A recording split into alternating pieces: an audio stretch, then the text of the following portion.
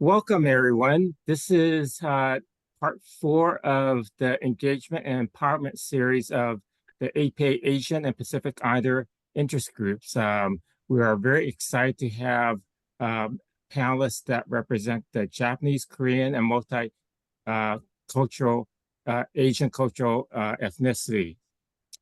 This webinar is being recorded, and you could watch it later, or people who aren't able to log in today could also watch it later. My name is Hing Wong. I'm the chair of the Asian and Pacific Islander Interest Group. We've been around for 3 years.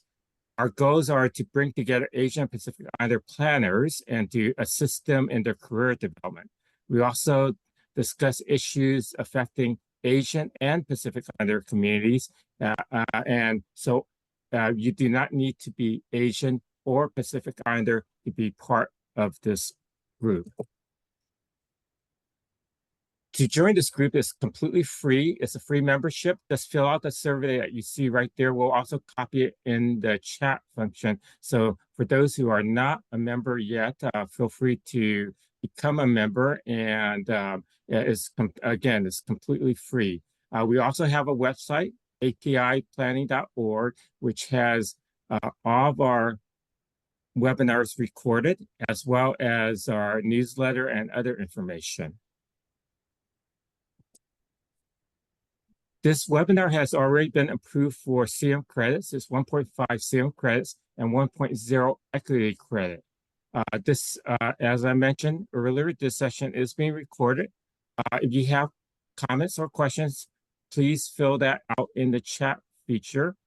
And please also keep your audio on mute in case there's some other background noises. At this time, I will introduce Hansen Ham, who will introduce the speakers and the agenda. Yeah, thanks, Hing. For those who may have attended some of our previous webinars on this series, which I hope you did, our approach to this seminar is similar, is divided into basically two main parts. Part one is the panelist presentations. So each one of the panelists will talk a little bit about their organization, the community that they work in, and some of the key issues or programs they've been involved in. And then part two is kind of to me, the fun part is kind of the facilitated conversation where we will have an opportunity to chat with the panelists on a number of topics. And I encourage participants to please use the Zoom chat feature to enter your comments or ask questions or identify topics you would like to hear more about as we go through the conversation. So then we'll just conclude with a wrap up. This is a 90-minute webinar, and it will go quickly. And I think everyone will enjoy hearing from the really wonderful panelists that we have lined up for today's webinar. Next slide, Hing.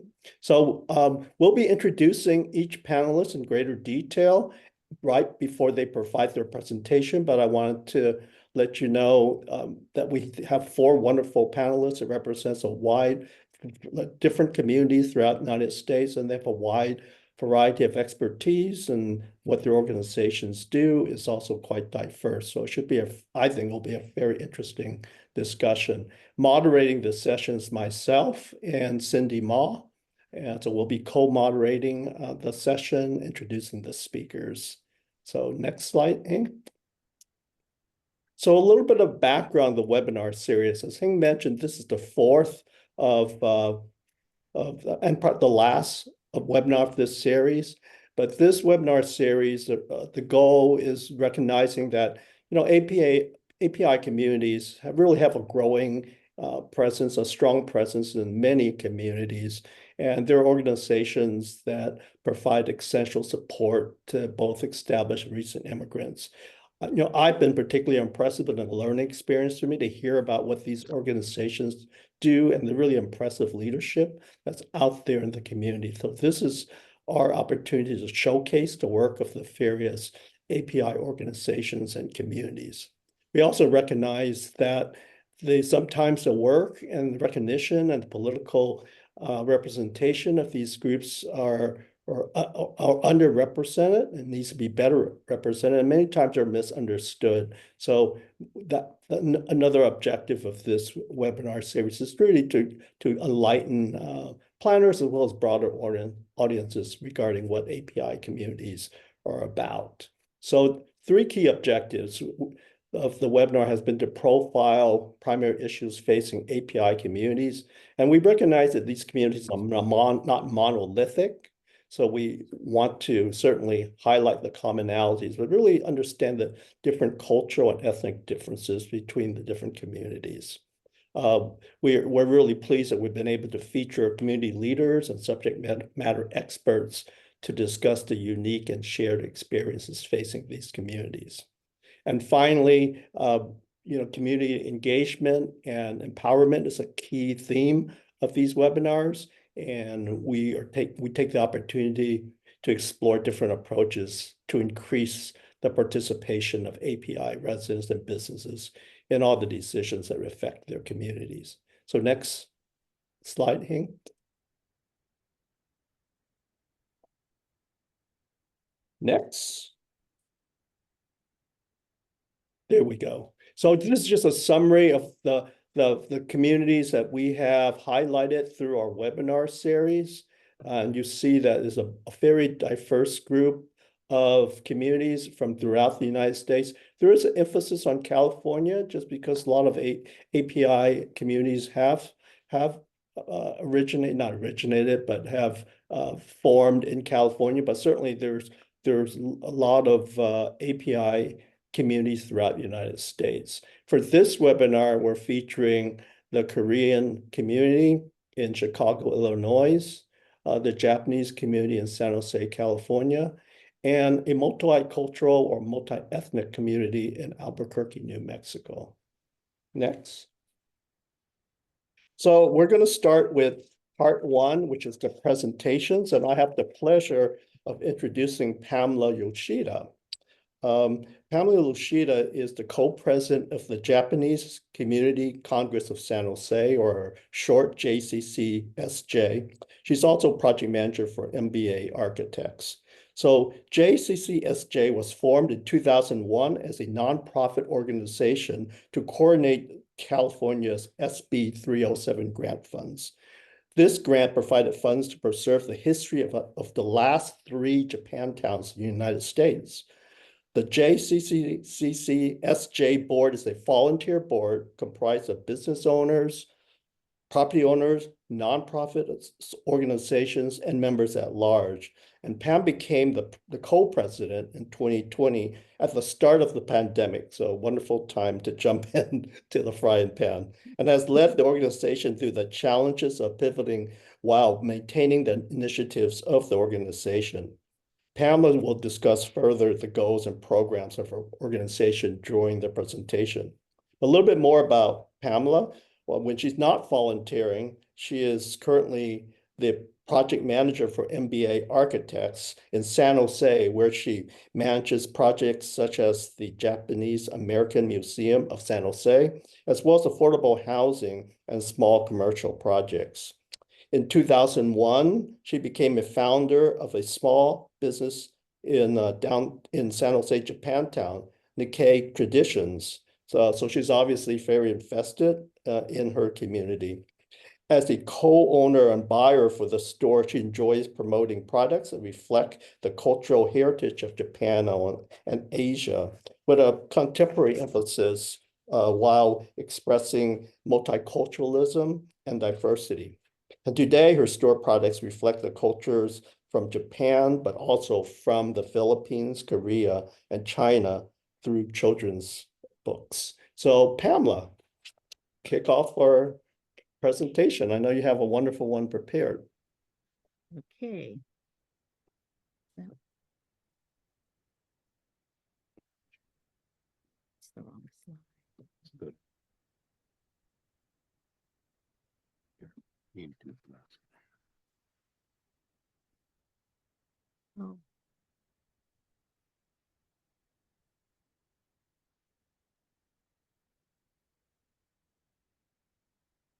Oops. My apologies here.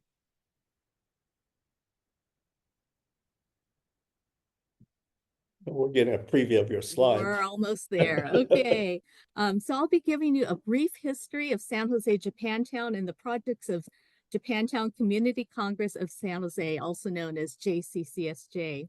San Jose Japantown is one of San Jose's most authentic neighborhoods, and in 2019, National Geographic ranked San Jose Japantown as one of the 28 friendliest neighborhoods in the entire United States. It's a distinction that did not happen overnight.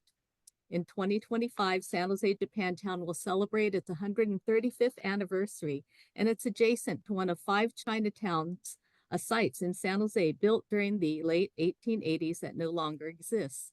This Chinatown developed after the San Jose City Council declared the downtown Chinatown a public nuisance and discussed options for legally removing the community from the city center in 1887. On May 4th, 1887, the downtown Chinatown burned to the ground while residents looked on. Local newspapers cheered the neighborhood's destruction, and the Chinese people lost their homes and their businesses. This was a clear act of racism. And after the fires, a German immigrant named John Hyland told the Chinese that he would build a home for them on his property about a mile away from the downtown. Contracts were signed, and by 1888, Highlandville was completed. The Chinese Exclusion Act banned laborers for immigrating from China for 10 years, and this opened the doors for Japanese farm laborers. Japanese found Chinatown to be welcoming, with restaurants and shops which were familiar and comfortable, but also safe from anti-hate sentiment. In time, the Japanese built a community adjacent to Chinatown, and by 1910, Japantown grew. By the mid-1920s, Japantown had over 25 stores, which made life easier for farmers who came to do their shopping. In 1922, the Great Depression caused loss of livelihood for all, including John Hyland. His family was forced to sell the 5-acre Highlandville parcel to the city of San Jose, and once again, Chinatown was destroyed.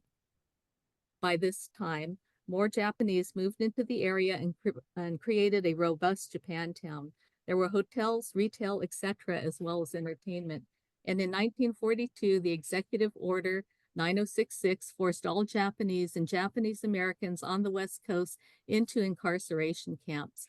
During this time, many of the businesses in Japantown were boarded up, and it became a ghost town. And a few businesses such as Kogura Company, the Mineta Insurance Company, and the Buddhist Church were taken care of by a local attorney. To this day, the Kogura Company is still operated by family members. Prior to the war, there were over 40 Japantown communities in California alone. And after the war, some Japanese returned to Japantown to restart businesses, but many moved out of the area away from Japantown. Today, San Jose Japantown is composed of numerous nonprofits and businesses which provide community services, including a Buddhist church, a Methodist church, senior services, a museum, and a 100-year-old building, formerly the first hospital in Japantown, with offices for San Jose Taiko, the Japantown Lions Club, the Contemporary Asian Theater Scene, Teatro Vision, San Jose JACL, and JCCSJ. There are several wonderful examples of adaptive reuse in Japantown due to the history of the area as well as respect for the past. And the Murotsune family has owned and operated this building as a gas station, and now it's a coffee shop. In 2001, Assemblyman John Vasconcelos authored a bill to preserve the history of the last 3 Japantowns left in the United States. It was required that each Japantown have an entity that could administer the requirements of this bill. San Jose Japantown created a nonprofit, the Japantown Community Congress, to do this. Founded in 2001, JCCSJ is a recent organization compared to several other organizations, such as San Jose Taiko and UIKai Senior Services, who recently celebrated their 50th anniversary. The JCCSJ board is composed of Japantown businesses, property owners, residents, nonprofit boards, and members at large. JCCSJ is not a membership-based organization, nor does it have paid staff. The mission of JCCSJ is to advocate for the preservation of the historic and cultural heritage of San Jose's Japantown and promote efforts to sustain and enhance the diversity, vibrancy, and viability of this community as a legacy for future generations. JCCSJ serves the entire community, and within a 1 mile radius are businesses, residents, churches, senior facilities, and a museum. The JCCSJ has three main initiatives. The first is Japantown Prepared. The second is maintenance of the SB 307 monuments. And the third is the Nikkei. Nikkei is Japanese American Community Internship Program. Japantown Prepared is an emergency preparedness program which educates on public safety. During the pandemic and the height of anti-Asian hate crimes, they formed a volunteer foot patrol to support the elder Asians in Japantown. They also perform earthquake drills with the local preschool as well as senior citizens. The SB 307 historic monuments include several projects such as landmarks and resting places. The Issei Stone is the first generation Issei is the first generation of Japanese in America. The Issei Stone is an 11,000-pound granite rock which journeyed across the Pacific Ocean from Japan. It symbolizes the journey that the first immigrants took and the courage and perseverance of the Issei who settled in San Jose. Nikkei means Japanese American. At the end of this steel I-beam is the date February 19th, 1942, the date of the Executive Order 9066, which changed the lives of Japanese and Japanese Americans during World War II forever.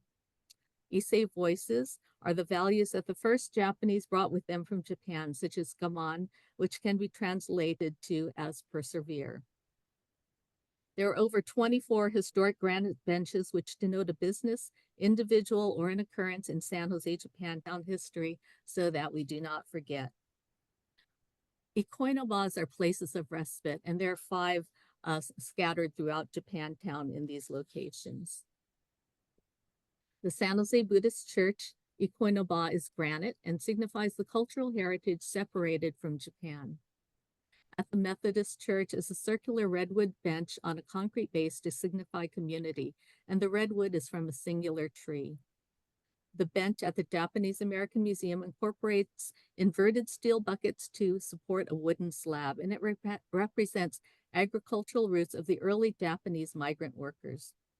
At the 100-year-old Issei Memorial Building are 10 concrete benches naming the 10 incarceration camps of World War II.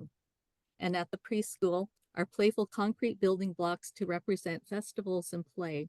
The colorful tiles are created by the preschoolers and were pressed into the concrete play blocks. While not a part of the SB 307 projects, the Civil Liberties Monument is common to the last 3 Japantowns. They're identical pieces, but there's one panel that is unique to each of the Japantowns in Los Angeles, San Francisco, and San Jose. Our third initiative is the Nikkei Community Intern Program, and it's an 8-week summer program for college-age students in all 3 Japantowns. And students are situated in each of the Japantowns at nonprofits and engage with the community through interviews, events, and they have the opportunity to visit all 3 of the Japantowns. To support our SB 307 projects twice a year, we engage the local Cub Scouts and Girl Scouts with bench cleaning. Before we start, we begin the session with a safety talk, and we utilize children because we read the history descriptions together and hope that they will tell their friends and family what they learned. This year, we're fortunate that a Girl Scout Gold Award project produced language access through QR codes to all of our monuments, and we're happy as the stewards of the SB 307 projects that the younger generation brought this technology to us as a sign of appreciation. JCCSJ also advocates for the community, and we're involved with the naming of a park in Japantown and took the position that since the park was located on the site of the former Chinatown, it should be named Highlandville Park to honor the former Chinatown and the stance that John Highland took to create inclusion and diversity. And these are images of the dedication at the Highlandville Park with the JCCSJ board and a sculpture in the park that incorporates Chinese and Japanese design motifs such as folded cranes and bamboo. And the opening ceremony began with a traditional Shinto ceremony and ended with a celebratory Chinese lion dance. And you can see the dancers in red and yellow in the background. So my final thoughts on this are ethnic neighborhoods are usually in older places or other parts of town. They're places where a specific ethnic group or culture is concentrated. Businesses are small mom and pops, and planning fees such as CUPs are cost prohibitive for improvements. Over time, current uses might not conform to current zoning, and many businesses are family owned and owned by families who care because this is their livelihood. These areas are strengthened by new immigrants, but can be weakened by assimilation and gentrification. And in closing, for myself and many others, Japantown is a safe place. And where can I go that reminds me of home and I can be me? Thank you. Thank you, Pamela. That was really a wonderful presentation. I love the artwork that your organization has sponsored. It really helps brand the neighborhood and provides a history of what has occurred on that site over the last century.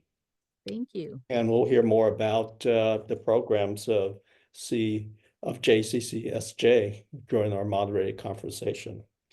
Next, I have the real pleasure of highlighting the wonderful work that the HANA Center has been doing in the Chicago area.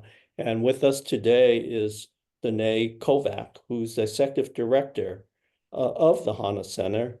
And it's a Chicago area community-based nonprofit organization that's working to meet the critical needs of Korean, Asian American, and multi-ethnic immigrant communities in the area. A defining mission of HANA Center is to build power towards systemic change. Danae joined HANA as the deputy director in February 2020 and was selected by the board of directors as the organization's second executive director in just September 2024. So she's only been in this position for less than a month. So Danae, much congratulations on your new position. Danae has over 18 years of experience in nonprofit programming and management. And prior to HANA, she held positions as the Chief Operating Officer at the National Immigrant Justice Center and the Deputy Director at Lawndale Christian Legal Center.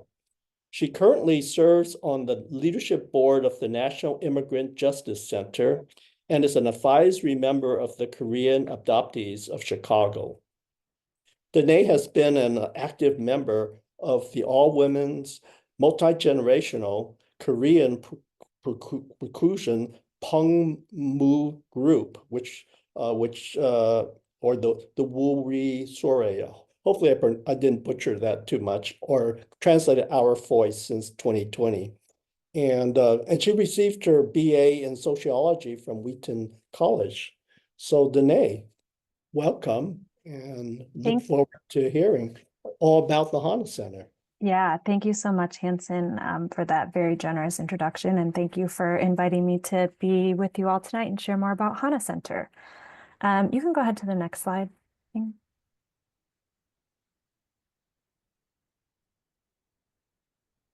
Yeah, no worries. Great. So Hanson already said this a little bit. So the mission of the HANA Center, we work to build the power of Korean, Asian American, and multi-ethnic immigrant communities in Chicagoland through social services, education, culture, and community organizing to advance human rights. And one of the things that we do is we use different Korean cultural art forms to really advance our mission. So as Hanson mentioned, I am part of a Korean drumming group called Uri Sori, which means our voice. And we also have another drumming group at HANA Center called Ilgwanori, which is work and play. It is a way that we teach Korean drumming and then use that through our programming to really help advance immigrant justice. You can also see in this picture here, this is a program from one of our summer youth. And so it's a multi-ethnic high school youth program in the city of Chicago. And they made these banners, which is a Korean art form called nongi.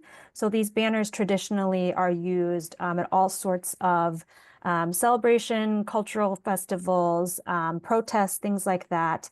And we use this really as a storytelling opportunity for young people to talk about their own immigrant experiences and also what is their vision for the future and kind of like what is the world that they want to be part of helping to create. Next slide, please. So our vision, we work to build a world in which low and middle income immigrant, people of color, and marginalized communities are working together to support vulnerable people and transform cultures, power relationships, systems, and policies to achieve racial, economic, and social justice for all. And I'll talk a little bit more about some of our programs as we get into this, but just to share a few pictures. So we have, cultural programming. There on the left is a picture from our Lunar New Year celebration, which brought together 100 people in the community. In the middle, we're here with our first Korean American legislator in the state of Illinois. And that's on our Asian American Advocacy Day, where we go down to Springfield, the capital of Illinois, each year to really advocate for the policies and priorities that really impact our immigrant communities. And then here on the right, we have an example of one of our community members who participated in our recent smartphone class. And so we're also really trying to teach people skills that they can use in their everyday lives to be able to continue to develop themselves and their families. Next slide, please. So I want to give a little bit of a history about Korean Americans because I think it's important to understand that, to really understand kind of how did HANA Center come to be about and like why are we doing the work that we're doing. So Illinois is actually home to over 81,000 Korean Americans. Maybe when you think about Korean Americans, you think about kind of, the coast. We talked earlier about California having a lot of Asian Americans. So we're the 7th largest state population. But in Illinois, Asian Americans are really growing at a very fast rate. And so over the past 10 years, it increased by 24%, and Asian Americans are actually the fastest growing ethnic population within the state of Illinois. As Korean Americans, we talk about ourselves using these generations, and I recently learned that this is maybe a little bit unique to Korean Americans. I'm not sure, but so we say first generation is actually those who immigrate to the U.S. 1.5 is you immigrated, you were maybe like in your teen years, you weren't quite yet an adult. And then second generation is actually your parents were immigrants, but you were born here. And then there's actually also a very large number of Korean adoptees. So those who came from Korea to the US by way of international adoption. There are 4 main waves of Korean immigration to the US. So the first, it started back in the late 1880s from about 1885 to 1903. And there were really small numbers of Koreans that immigrated to the US. There were about 50 people. They were diplomats, foreign students, merchants. And the first Korean to become a US citizen was in 1890. After that, there was a second wave when immigration really kind of focused on Koreans going to Hawaii. They were really brought in as an alternative labor source to Chinese and Japanese after the Chinese Exclusion Act, which Pam recently mentioned. And I think it's interesting as we see, Asian Americans are so diverse in the US and we have a wide range of histories, and our histories are often intertwined and interrelated as to, one group was here and then how was that seen and other groups came. So it was mostly Koreans immigrating to Hawaii for labor, but then that also started to drop off because Japan actually banned Koreans from immigrating except for mail order brides. So there were a larger number of women that were coming as well. The third wave then is after the Korean War, so from about 1950 to 1964, you start to see the numbers to increase more. It was more orphans after the war, women who were married to US military, soldiers, international students. And also at that time was when South Korea began allowing international adoption to the US. That started in 1953. And since then, there's been actually over 200,000 Korean adoptees worldwide, and about half of those have come to the United States. And so now there's about 1 in 10 Korean Americans are actually Korean adoptees. But in some places like Minnesota, that percentage is even higher, up to even about 50%. And then finally is the fourth wave after the 1965 Immigration and Nationality Act. And if you can actually go to the next slide, Hing. So I wanted to just show this chart because it really shows how this law in 1965 changed the demographics of who was immigrating to the US. The quota system was abolished, and from 1970 to 1990, so now in the span of only 20 years, you see over 560,000 Koreans are immigrating to the US. So the numbers really exponentially explode. And specifically in Chicago, if you had looked in 1960, there were only 500 Koreans. 1972, that's a key date, remember that. It's gone up to 10,000 in only 12 years. And then by 1990, it's over 35,000. So again, a lot of growth in Chicago as well. In Chicago, Koreans, when they immigrated, they came to the city, to an area on the north side, a neighborhood called Albany Park, which is where I am right now. And they concentrated along Lawrence Avenue. So a certain section of that, and it actually in Chicago was named Honorary Soul Drive in 1993 by the city, because that was really sort of what might have been considered Koreatown in Chicago. But then in the early 2000s, Koreans really started to move out of the city into the suburbs, and our community here became much more dispersed. You can go to the next slide, please. So HANA Center, the history of our organization kind of mirrors what's been happening in the Korean American community in the Chicago area. So we are a merged organization in 2017, which brought together these two other organizations, Korean American Community Services and Korean American Resource and Cultural Center. And so you'll remember I told you to remember that date of 1972. So that's actually when CACS was founded. So when there were about 10,000 Koreans in the Chicago area, those in the community really saw, we have a lot of recent immigrants, they have a lot of needs. So let's start this agency to be able to really provide those social services. And so CACS was the oldest and largest social service agency serving the Korean American community in Chicago. And then Korean American Resource and Cultural Center was founded in the early 1995 to really focus on comprehensive immigration reform. And it was really about mobilizing the community with community organizing, civic engagement, getting people to vote, developing young leaders to really push for these systemic and structural changes that can impact our community. So with the merger, it brought together those social services and community organizing. And we have two offices because, as I mentioned, our community has really sort of migrated even within the Chicago area over time. So we have our main office in Albany Park, which CACS bought back in the 1980s when they were really seeing this need. And then as people moved out to the suburbs, we launched a second office in 2009 in suburban Prospect Heights. HANA Center also, we are affiliated with a national organization called NACASEC, and there are other organizations in New Jersey, New York, Texas, Pennsylvania, and Virginia doing similar social services and organizing to work with Korean American communities there. You can go to the next slide. So as I mentioned, HANA Center, we do social services and we do community organizing. On the social service side, it's really all of the things that low-income, limited English-speaking immigrants might need. So we help with immigration application, legal services. We help people apply for public benefits. We did a lot of housing assistance during COVID for people who are behind on rent and mortgage payments. We also provide low-income housing counseling. We help people apply for jobs, ESL education, supporting community members who've been victims of violence.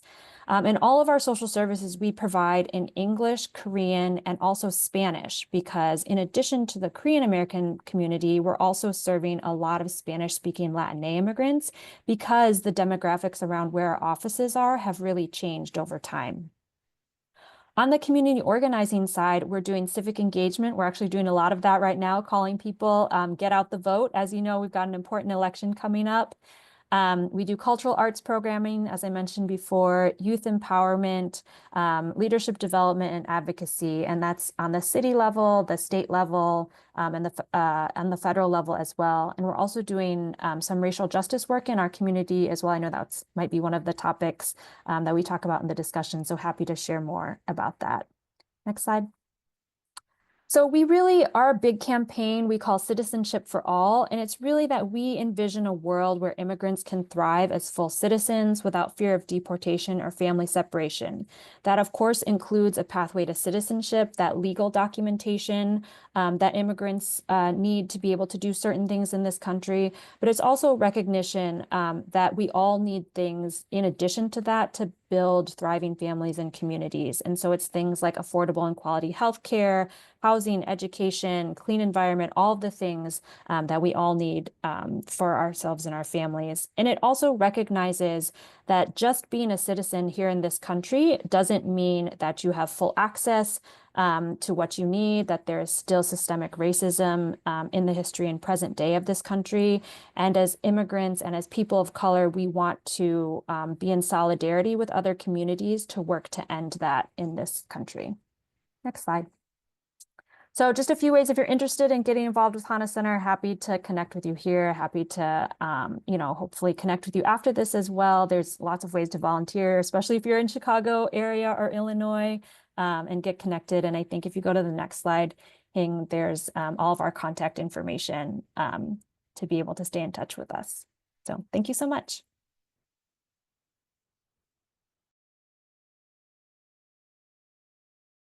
Oh, you're muted, Hanson. Thank you, Danae, for your wonderful presentation. We'll hear more about the HANA Center during the moderate conversation. So I'd like to turn it over to Cindy, who will introduce our next two speakers, and they'll speak about their work in Albuquerque.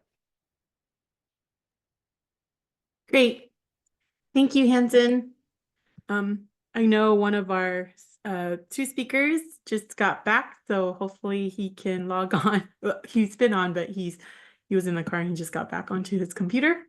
So hopefully he's on right now.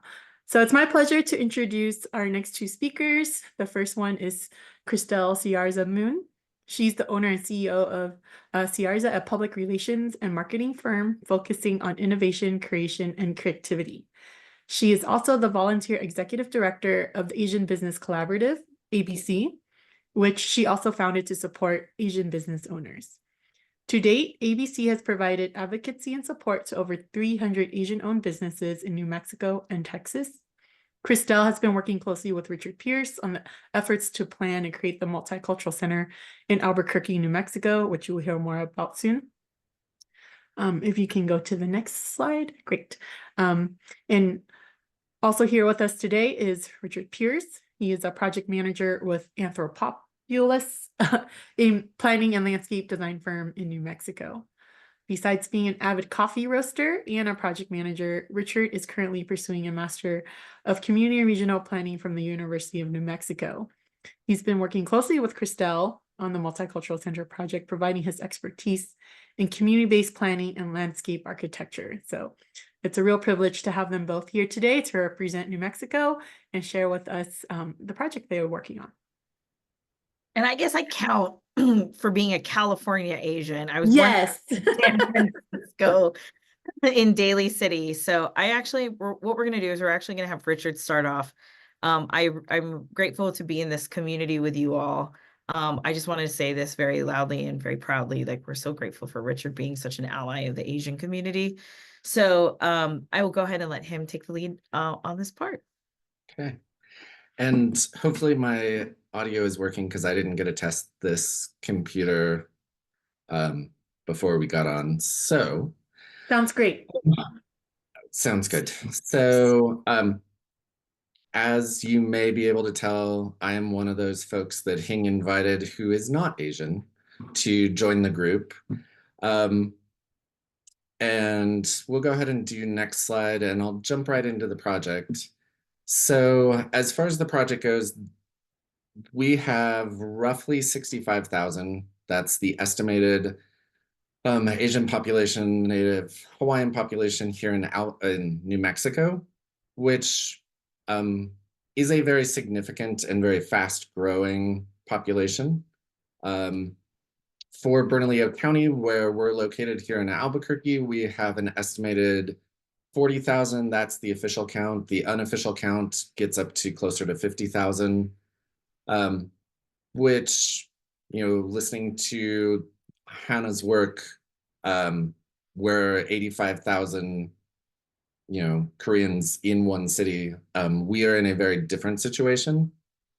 New Mexico has a very fast-growing diaspora population.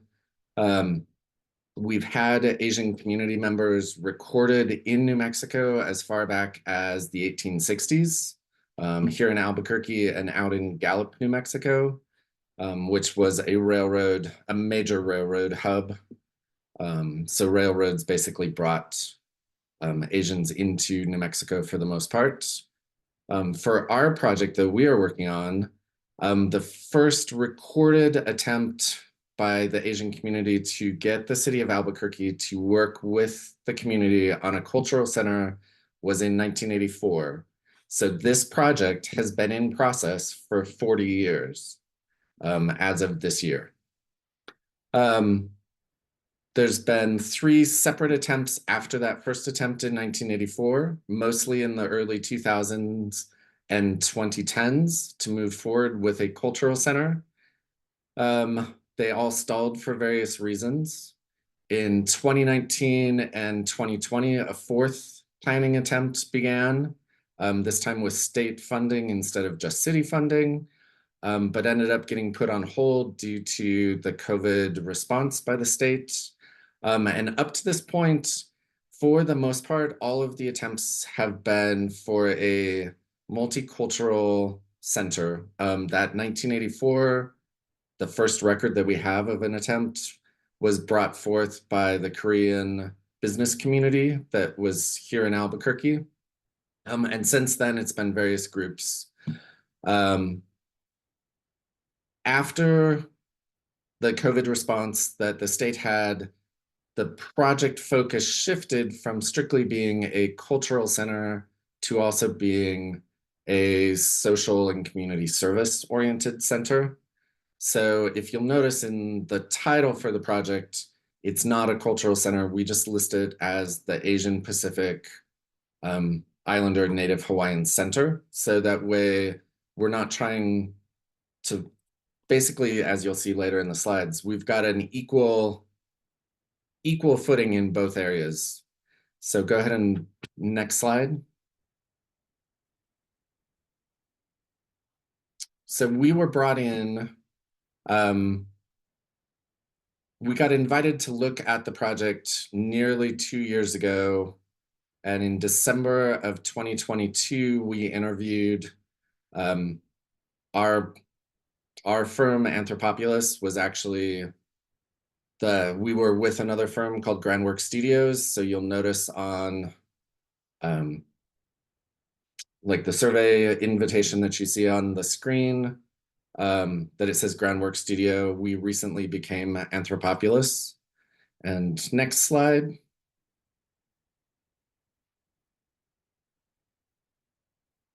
Interesting. There we go. So we were invited to interview for the project. And the way this project is set up within the city, we have 4 steering committee members, of which Christelle is one of them. We also have an outreach committee that's made up of over 69. We just recently added another one. So we have roughly 70 community members, of which majority of them are API-NH community members. The outreach committee also includes state representatives. It includes city councilors, county commissioners, as well as other allies, really helping to direct how the outreach goes and really help us and community members formulate the right path forward to actually get this center built after 40 years of attempts. So one of the first things that we wanted to do, because trust within the Asian community in the state and towards municipal government, because they have been so many attempts at building the center in the past, we wanted to rebuild the trust and kind of get this branded not as a city project, but as a community-based project.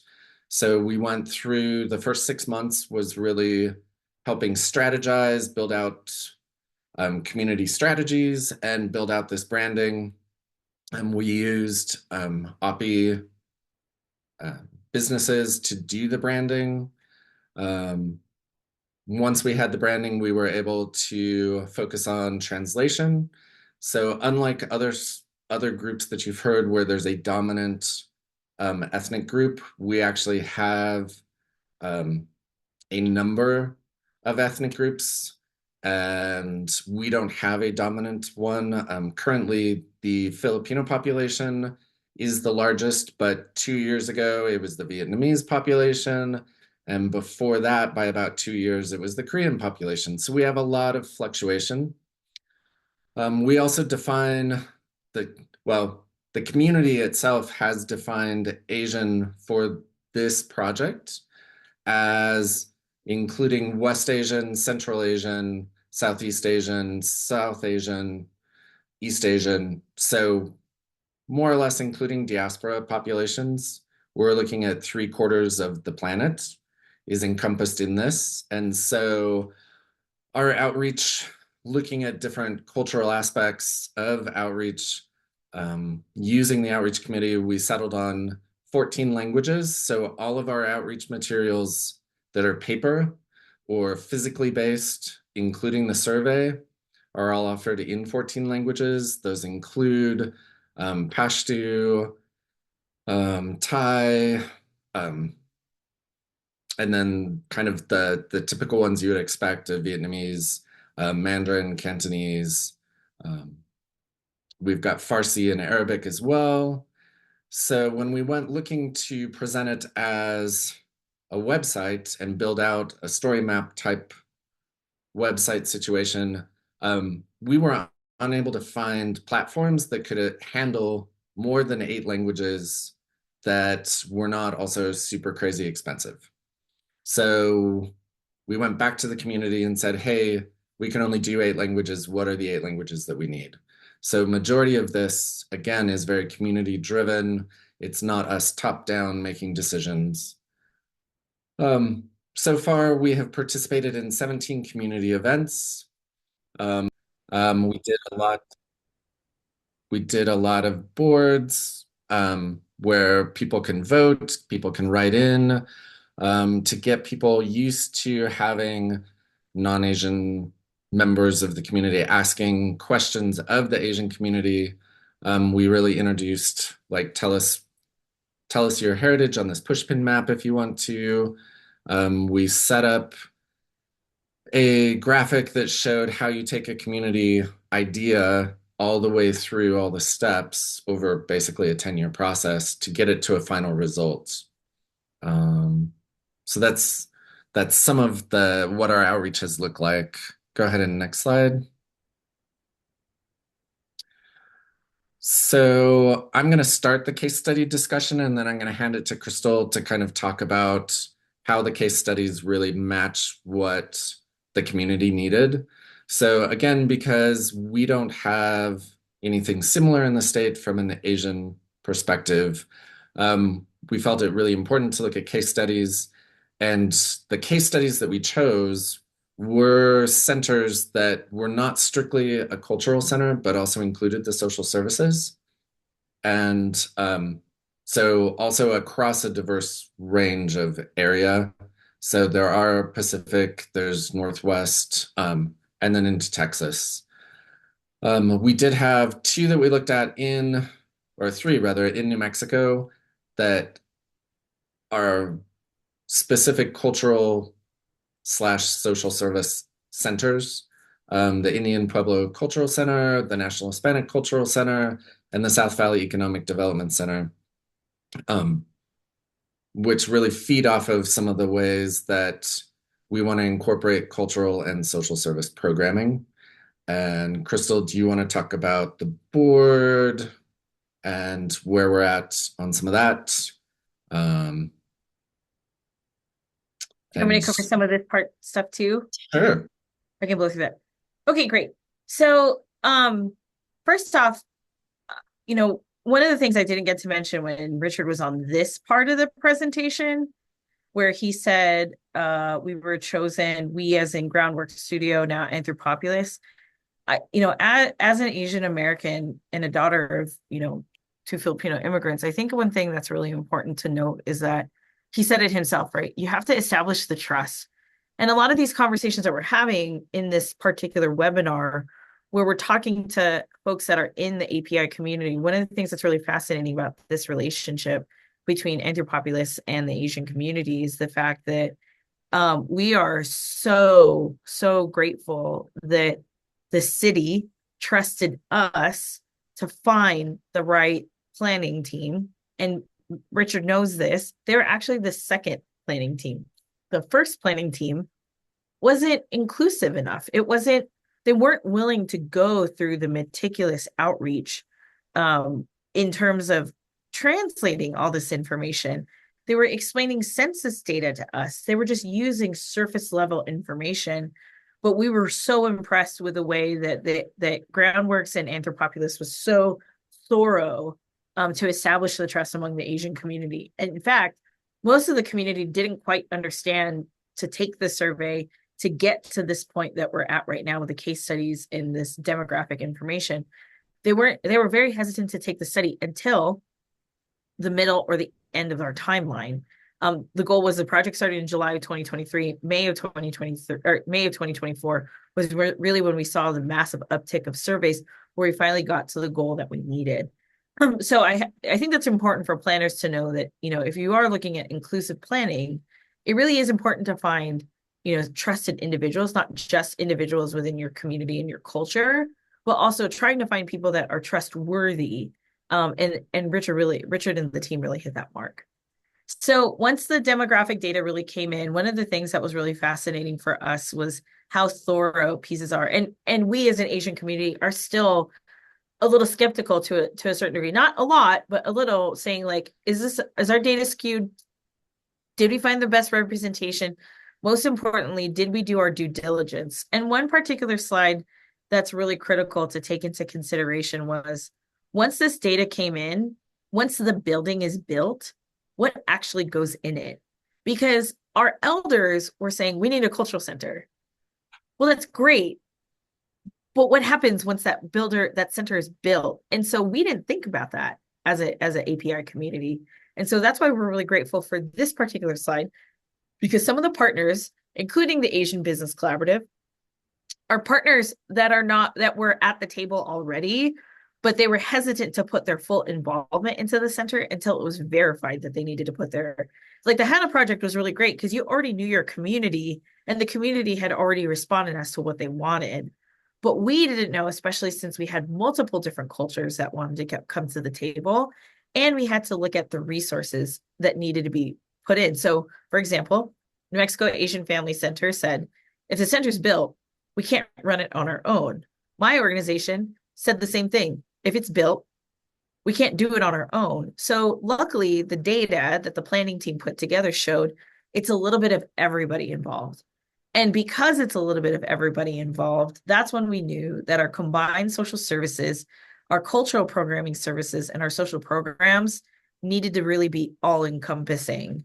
So that's why we're really grateful for the work that's been done so far.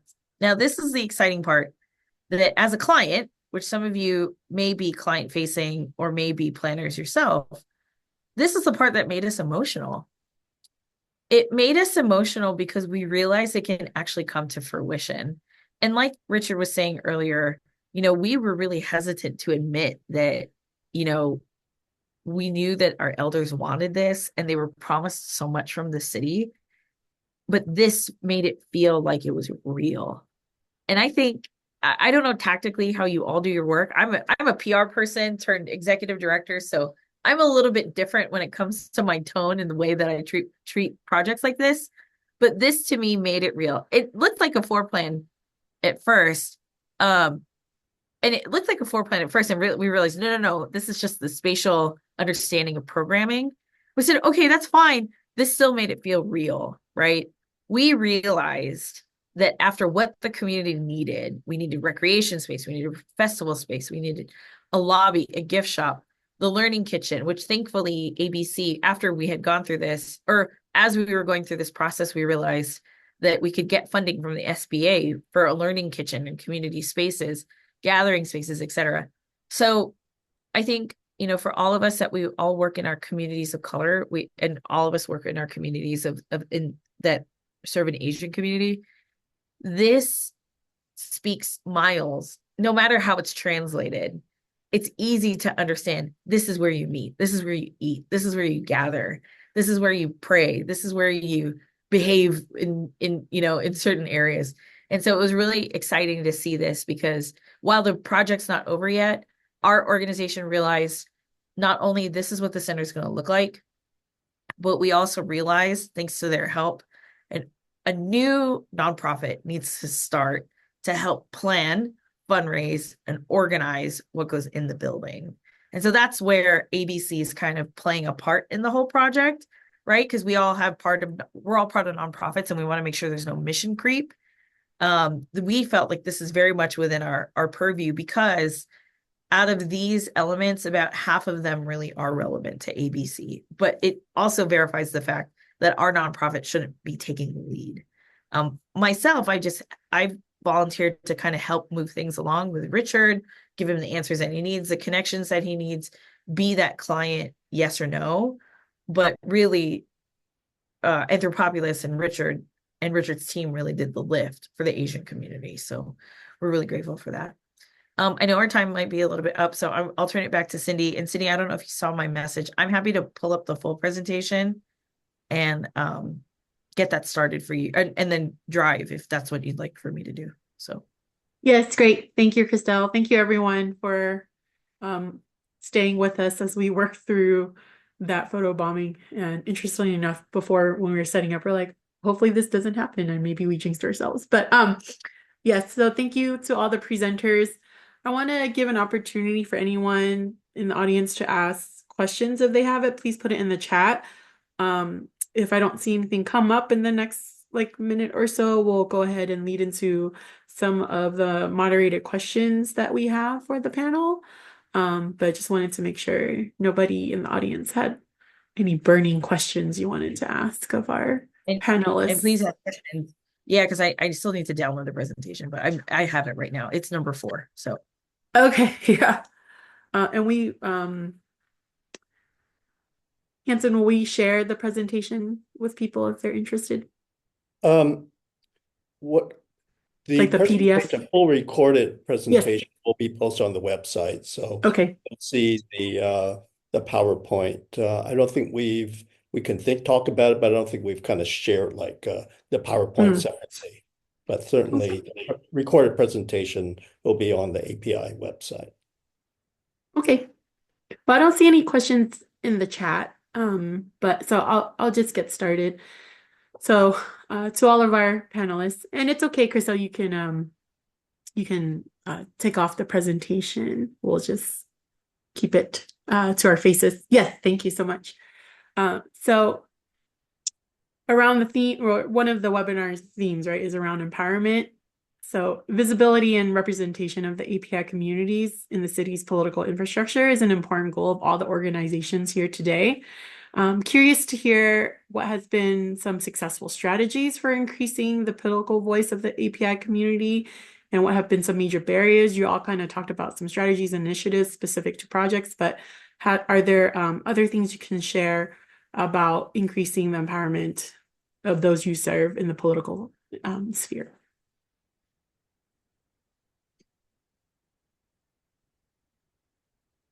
I see your panelists are kind of thinking through. Danae. Yeah, great. Sure, I can start a little bit. Yeah, Yes. sure. So I mean, I think one of the main values of HANA Center is really listening to and following those who are directly impacted. And so, that's basically this idea that those who are closest to the problem best know the problem and also probably best know the solution. And so, that's who makes up our organization. And that's also who we're really looking to develop as leaders. And so listening to the community takes a lot of different forms here at HANA Center. It's interesting listening to some of what y'all were doing in New Mexico too, because we have done or are interested in doing some of those same things here. I think a lot of the community surveying, we just actually did 2 surveys in this past year. One was about Asian American community members and listening to see what are the services that they need and also what are their opinions on some of the key issues that we're interested in or have been working on, because that then impacts, what are the campaigns that we work on moving forward. And then we also just did another survey specifically on Asian American voters in Illinois, because that was something that we hadn't seen. And so we're getting ready to publish the results of that before the election. But I mentioned civic engagement. I mean, we are literally calling people on the phone, door knocking. Our young people are handing out voter guides at the supermarket. And then all the way up to, as I was saying before, we are really proud in Illinois to have our first Korean American representative in the state. And so the Asian American caucus in Illinois has really been growing. And I think that's also a result of, as I was saying, in Illinois, Asian Americans are the fastest growing demographic. And so it's really great to kind of see that change also reflected in the legislative body in Illinois, but we also recognize we can't do this by ourselves, right? The change that we want to see, and it's not just for our community. And so we work in a lot of coalitions, but bring that Asian American voice, because a lot of times when people think about immigrant issues, they don't think about Asian Americans, but there's so many Asian Americans and the experience is so diverse in the immigrant community. We want to make sure that that is represented in the coalitions that we're part of. I echo what Danae says, and thank you for sharing that. I think a lot of the challenge, you think about New Mexico, like I say, I was born and raised in San Francisco, raised in Daly City.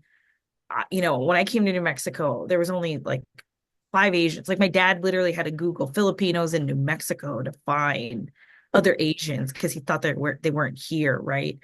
But I say that as a funny story to say that while we have the same challenges that other large Asian communities have, even with a 2.5 to 3% population. So with that said, for us, it's the language barrier, right? And Richard, I can't tell you how many times he was like, okay, so we need Farsi, and then we need Korean, and we don't have enough Thai, and we have Filipino, but do we need Tagalog?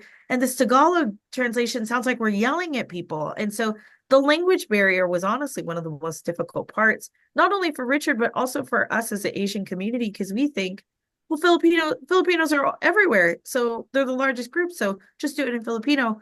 We had to be equitable within our own community. And we had to have language access as our largest barrier to overcome. But it did empower people. Like when Richard's out there, and Richard, you can talk about it really quickly. When you went out there, all of a sudden, all these Asians came out of the woodworks, and it was great. That's exactly what we wanted, right? So I would say that would probably be the language, and also to the language access bill, talking about voter empowerment. That's the New Mexico Asian Family Center's jam, without a doubt.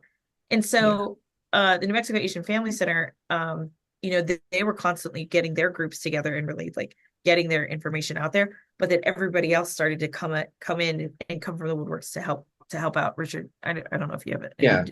I would say one of the ways this project has empowered is actually with youth, like high school age students became a number of our community ambassadors that actually physically took the survey out into the community to, aunties and family members and parents, colleagues, and all of that. So the other way that this project, I think, has really happened is when we've gotten in front of legislators, our legislative whip for our House of Representatives is South Asian, and she was exceptionally complimentary of the process because she had never seen anything like this or this kind of information on the Asian population of New Mexico and Bernalillo County in specific. So getting it just highlighting and uplifting the Asian population, although it is small, it is also the fastest growing population in New Mexico. And so getting it in front of folks that have the ability to put money out there to support, advocate has been, I think, also kind of a bonus aspect of this project. You know, in San Jose, Japantown, there are so many organizations, and JCCSJ is just one of many, and our focus is preservation. But to, you know, regarding empowerment, you know, what we do is to be as politically engaged as possible with things that are a little bit more, I guess, you know, fun or low key. For example, you know, there is a, you know, because we're part of a business community, crime is a, you know, is an issue. So, you know, we are in the process of, you know, working with San Jose PD with a Coffee with a Cop program, which is mainly bringing San Jose PD down into the community, except we're going to change that up a little bit and call it Tea with PD to be a little bit more culturally unique versus Coffee with a Cop. You know, we do lunch and meet and greets with new elected officials with the JCCSJ board and other guests. And we invite our, you know, our council person to our monthly JCCSJ meetings, in addition to inviting electeds to our JCCSJ functions and events, as well as many of the organizations in Japantown follow suit with that too. But, you know, basically, you know, it's very limited in regards to volunteer time limits as to the extent of what we can do.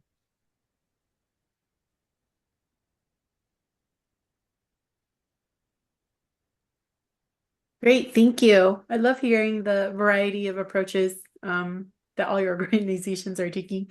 I definitely was taking some notes. Some obviously probably require more funding than others, but it seems like there's some great partnerships, right? Like Pam, you just mentioned some lunch meet and greets. What a wonderful thing to try to provide or spearhead. I'm sure council members and things like that would love to get direct connections with your organizations. You're providing that natural networking. So before I let Hing kind of ask the next moderate question, we do have a question in the chat from Claudia, who is a project manager for Utah Center of Global Talent and New Americans at the Governor's Office of Economic Opportunity. Ooh, quite a title. She was hoping to get some guidance on addressing the language access for Utah's Asian and Pacific Islander communities, right? With so many different languages and dialects, where do you begin? I think, Richard, you started to kind of hint on that, right? You, Christelle and Richard, you guys have been dealing with that. So if you both want to start and provide some insight, and then maybe Danae and Pam can as well, if they have experience with that. Yeah, Richard knows I'm always louder than him and I feel really bad sometimes, but I'll take this one first, and Richard, I'll let you take over this one. So I actually suggest talking to the White House ANHPI task force. The Asian American Task Force on the White House level has a lot of resources or people to talk to about language access. You know, it is a federal right for you to ask for a translator, especially if you're dealing with government. There is a law that passes that, and they can get you either that language or other information. I would also, Ms. Sanchez, I would also look at New Mexico's language access law. That was derived from various different communities, but that language access law, while we have a predominantly Hispanic community, the Hispanic community didn't actually push for it. It was actually the Asian community that pushed for it. So I would just Google New Mexico Asian language or New Mexico language access law and just look at that public record. That might be helpful for you in terms of how to address language access. And then Richard, I would maybe add, like, maybe the question to follow up with this is, how did you decide to filter which languages to use? Oh, yeah. So with the language law that Crystal noted there, also I just dropped my email into the chat. So Claudia, if you want to reach out and get more detailed, I'm happy to send you the law. But we have 9 languages, I think, that are required by law to everything needs to be able to be translated. And they actually include like Yoruba, Dene, which is the Navajo language. We have a number of languages that are not written, that are indigenous languages. So sometimes they need to always have interpreters available.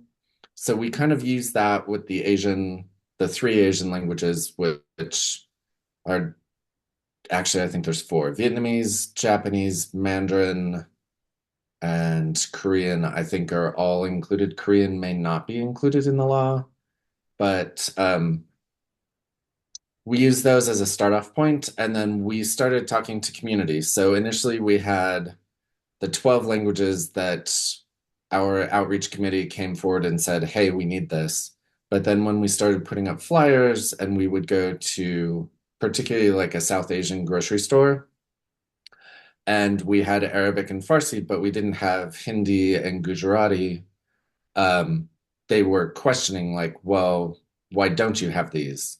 And we have one of the larger Gujarati populations. Albuquerque has, I think, the largest or second largest Gujarati population in the Southwest. So Phoenix may have just slightly more than we do. So even though most of those populations also speak and read English, out of respect, we wanted to make sure that, I mean, part of this is building trust for us. And so adding those additional languages. And then as far as finding either interpreters or translators, the city provided access to our initial round of translation, and it took over 6 weeks to get everything back. And we knew that that wasn't going to be acceptable for the project. And so we started looking locally, and we've ended up using 2 entities to do most of our translating.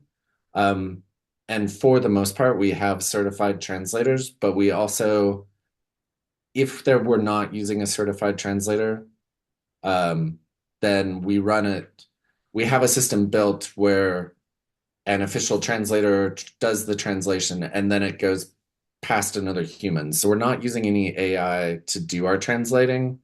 We're strictly using human translators. And so we always have a double check, which has also been important for like Tagalog, because we have some different age groups of Filipinos in Albuquerque may argue over which word we should be using. And so we try to respect that. So we're also willing to make changes at any time. Great. I hope that answered your question, Claudia. Yeah. That was a wonderful response. In the interest of time, I'm going to jump on to the next topic. We have a lot of wonderful questions that we had prepared, but I know time is limited. And certainly community engagement and effective empowerment is a really key issue that planners are very much interested in. Since our primary audience that's joining us, I assume, are planners, the next question may be a little bit more focused, but I'm going to try to combine 2 of our questions together, if I may. One is looking at what planners do, and the intersection with the programs and efforts that all 3 organizations are doing. Maybe identifying what are potentially some planning issues that your organization is really up in the priority or really visible to you. What are those issues that are out there that you might like to talk about? But also, there's also a discussion of API communities in all of these 3 communities. They're not just one, they're multi-generational. So the different interests and needs of the different generations, whether recent immigrants or longer term, more affluent residents, perhaps, or perhaps different issues. So thinking about the planning issues and the multi-generational nature of the communities you represent, are there some planning issues that you might want to highlight to the audience that you've been involved in? So maybe I'll direct this question to Danae and Pamela to answer. Sure. So I mentioned briefly in my presentation, the Korean American community in the Chicago area, it initially started in a pretty concentrated area in the city. And that's what led CAX to purchase the building where I'm sitting right now, which we still own, which is very large and very old and very much in need of a lot of investment. But we own it. And there's some positives to that. But a lot of our community has moved out to the suburbs, which is both geographically distant from our largest asset and also much more geographically dispersed, right? They're not just in one suburb. Someone explained it to me as like if you look at a map, they're kind of in like a reverse J shape in the suburbs. And so, we do have this second suburban office, but we've very much outgrown it. And so we're actually right now, part of our strategic plan is to launch a new suburban center and trying to understand not only where's our community now, but where are they going to be in 10 years, 20 years to figure out where should that suburban center be? What should be in it? How should it be laid out? How is it accessible based on the way the suburbs are already sort of planned? Is a big project that we are anticipating needing to do. And at the same time, you're mentioning like the generational differences. We're also seeing that because we do still have in the city, we also manage 2 senior living facilities. They're HUD buildings. And those were founded again back in the 80s, and they're really because they're funded by HUD, they're open to everybody. They're really very much, it's Korean seniors that are living there, right? And they're unlimited income. And so they're still here in the city and they represent a group that is still geographically close to this office that we own and we need to figure out what to do with. But also the demographics are changing in our neighborhood. And Chicago also, some of you may know, was one of the cities that received a lot of recent arrivals over the past 2 years from the southern border. About 50,000 new immigrants also came. And so that's been a big shift as well, as we've seen sort of like where they are and how that impacts the immigrant community in Chicago, both longer term immigrants and sort of, what are the dynamics and what are the services that are needed, and also what are some of the policy changes that are needed both on the local level and the federal level. Yeah, for San Jose Japantown, and in my presentation, I was trying to set up the tone that it is an older part of town. And to me, as a retail business owner, parking is a huge issue. And in the push of having more bike lanes and so forth in San Jose, as a retail owner, I rely on customers who come into Japantown from other parts of the state, other parts of the world, who are not going to bike into Japantown. And, as a older area of town, buildings were built to zero, setbacks as far as the front, rear, side property lines. So therefore, we don't have parking for many of the businesses behind the buildings. It's mainly street parking. And so, I would say parking is probably one of the biggest issues in regards to planning. We really do need parking in older parts of, towns that rely on, outside business, as well as, fees for, planning fees for things like CUPs for properties that have different uses now. And so an example being that and I'll put on my architect hat now, but a project being in San Jose Japantown of a property that where the buildings on the site had 0 setbacks on the front. Now, all of a sudden, this addition would have to conform to current zoning, which was like a 10 or 20-foot setback on the front line. And so, therefore, the owner, didn't want to do it. And so, what we have is a blank lot with a mural on one side of the wall. But, things like that don't really help anybody in terms of, having a vital storefront, in a very popular retail community, and also things like public restrooms in, areas like this. There are none in San Jose, Japantown. So the burden is on the business owners to provide that if people need to use the restroom. But, that's a huge liability to put on that. So, in regards to, planning issues, those are some that are, very dear to my heart that I see as a retail owner and as an architect. Mhm.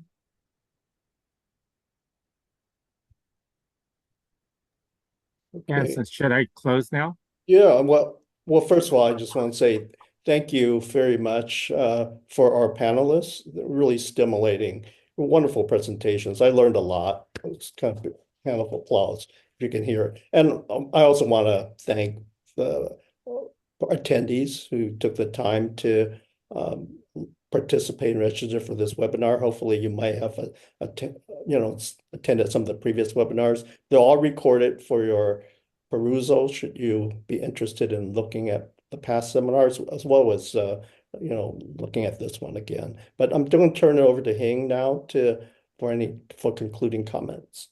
Yes, thank you to Pam, Danae, Christelle, and Richard. Those were really great presentations and discussion. Again, apology for what had happened. I don't know, someone overrid us and they disappeared and stuff like that. But typically we always record our webinars and we typically post them within a week. It'll take a little time to splice out the parts that shouldn't be posted. So give us a little bit extra time before this is posted. We do have other events coming up. The best way to get our announcement, again, is to join our as a member. It's a free membership, and we look forward to seeing all you in a future event. Our next webinar will be on November 13th, and we're going to have a conversation with all 6 of the FAICP on our steering committee. So FAICP is the Fellows of the American Institute of Certified Planners. And again, thank you all for joining, and we'll see you next time. Take care. Thank you, everyone.